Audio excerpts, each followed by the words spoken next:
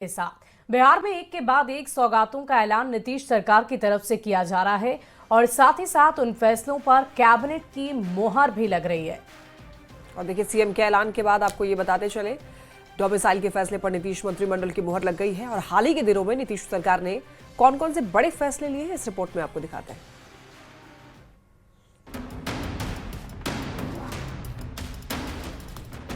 बिहार में इसी साल विधानसभा का चुनाव होने वाला है और चुनावी साल में सीएम नीतीश जो ऐलान कर रहे हैं उस पर तुरंत कैबिनेट की मोहर भी लग जा रही है। प्रगति यात्रा के दौरान किए गए वादे हों या हाल के दिनों में लिए गए कई बड़े फैसले, मंगलवार को नीतीश मंत्रिमंडल की बैठक हुई और 36 अहम एजेंडों पर मोहर लगी। इनमें शिक्षक बहाली में डोमिसाइल का फैसला भी शामिल है। घोषणा के 24 घंटे के भीतर कैबिनेट ने इसे मंजूरी भी दे दी। अब उसमें 40% जो रिजर्वेशन है वो बिहार के ऐसे स्टूडेंट जो मैट्रिक और अथवा इंटरमीडिएट पास होंगे उनके लिए अब आरक्षित है। चुनावी साल में ही टीआरई 4 के तहत शिक्षकों की बहाली होने वाली है और इसी फेज से बिहार के युवाओं को प्राथमिकता दी जाएगी। सरकारी नौकरियों में आरक्षण और प्राथमिकता, शैक्षणिक संस्थानों में दाखिले में छूट या फिर आरक्षण और सरकारी योजना में लाभ प्राथमिकता में शामिल है। डोमिसाइल का ये फायदा है कि बिहार से पढ़े लिखे युवाओं को शिक्षक बहाली में आरक्षण हासिल होगा। चुनावी साल में सीएम नीतीश का ये कोई पहला मास्टर स्ट्रोक नहीं है। हाल के दिनों में डबल इंजन वाली एनडीए सरकार ने कई बड़े फैसले लिए। शिक्षक बहाली में डोमिसाइल लागू किया, 35% महिला आरक्षण में डोमिसाइल को लागू किया गया, रसोईया का मानदेय 1650 से 3300 रुपए किया गया, रात्रि प्रहरी का मानदेय 5000 से दोगुना कर 10,000 किया गया, पीटी टीचर का मानदेय 8,000 से बढ़ाकर 16,000 हुआ, आशा वर्कर को 1,000 की जगह 3,000 और ममता दीदियों को प्रति प्रसव 300 की जगह 600 रुपए देने का निर्णय लिया गया। पिछले महीने भी नीतीश सरकार से बिहार की महिलाओं को, बुजुर्गों को, युवाओं को कई बड़ी सौगात हुई, जिनके हाथों में इस बार सत्ता की चाबी हो सकती है। इस बड़े वोट बैंक को साधने के लिए सरकार ने सामाजिक सुरक्षा पेंशन को 400 से बढ़ाकर 1100 कर दिया है। अब विधवा, बुजुर्ग और दिव्यांग को 1100 रुपए मिलेंगे। घरेलू उपभोक्ताओं के लिए 125 यूनिट बिजली को फ्री कर दिया गया। निर्धन परिवार के लिए सौर ऊर्जा का पूरा खर्च सरकार उठाने का ऐलान कर चुकी है। पत्रकारों को 6,000 की जगह 15,000 पेंशन देने की घोषणा भी शामिल है। इन घोषणाओं में सबसे ज्यादा फोकस बिहार के युवाओं पर रहा।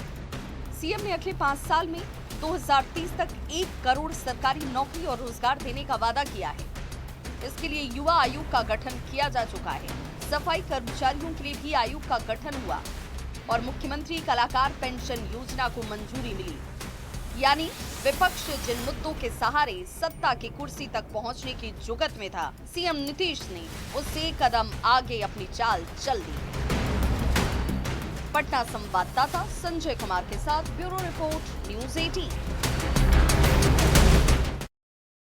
चुनावी साल में बिहार की जनता को एक के बाद एक कई बड़ी सौगात मिलने पर सियासत भी गरमाई हुई है। नेता प्रतिपक्ष तेजस्वी यादव एनडीए सरकार पर नकल करने का आरोप लगा रहे हैं और इसी पर सत्ता पक्ष ने नेता प्रतिपक्ष पर चौतरफा हमला बोला है। विपक्ष से सवाल पूछे गए हैं कि फैसला सीएम नीतीश का, तो क्रेडिट विपक्ष का आखिर कैसे? ये रिपोर्ट आप देखिए।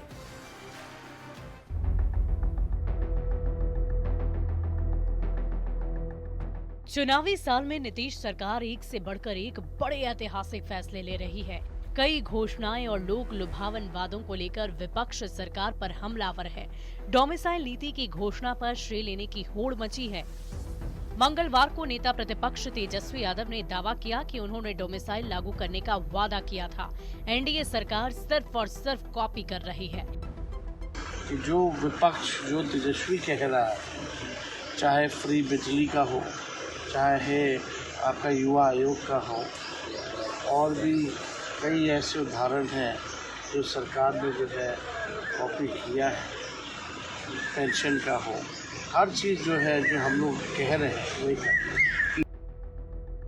तेजस्वी ने दावा किया कि सरकार माई बहन मान योजना को भी कॉपी करेगी, क्योंकि एनडीए सरकार के पास अपना कोई विजन या रोड मैप नहीं है। विपक्ष की क्रेडिट पॉलिटिक्स पर पलटवार करते हुए डिप्टी सीएम सम्राट चौधरी ने पूछा कि फैसले सीएम नीतीश ले रहे हैं तो विपक्ष को क्रेडिट कैसे मिल सकता है।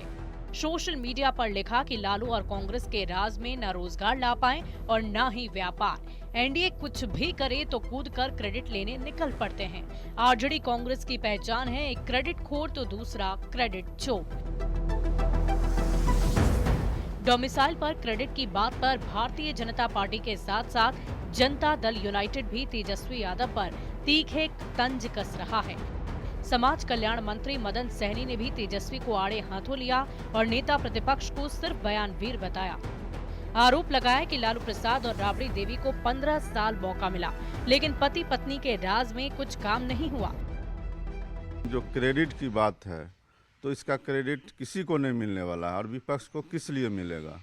जिस समय इनको 15 साल मौका मिला था तो यहाँ के युवाओं को पलायन करना पड़ा, यहाँ के व्यवसायियों को पलायन करना पड़ा। दरअसल नीतीश सरकार ने चुनावी साल में एक बड़ा मास्टर स्ट्रोक खेला और डोमिसाइल लागू करने का फैसला लिया। इससे स्थानीय युवाओं को नौकरी में प्राथमिकता दी जाएगी। नौकरी में मूल निवासियों को तवज्जो मिलेगा। बिहार में नौकरी मिलने पर पलायन कम होगा। प्रतियोगी परीक्षा में बाहर के लोगों से मुकाबला नहीं होगा। तेजस्वी भी यही वादा कर रहे थे, जिसे सरकार ने चुनाव से पहले ही पूरा कर दिया। ऐसे में देखना होगा कि क्रेडिट पॉलिटिक्स आगे क्या मोड़ लेती है। पटना से संवाददाता शैलेंद्र कुमार के साथ ब्यूरो रिपोर्ट, न्यूज़ 18।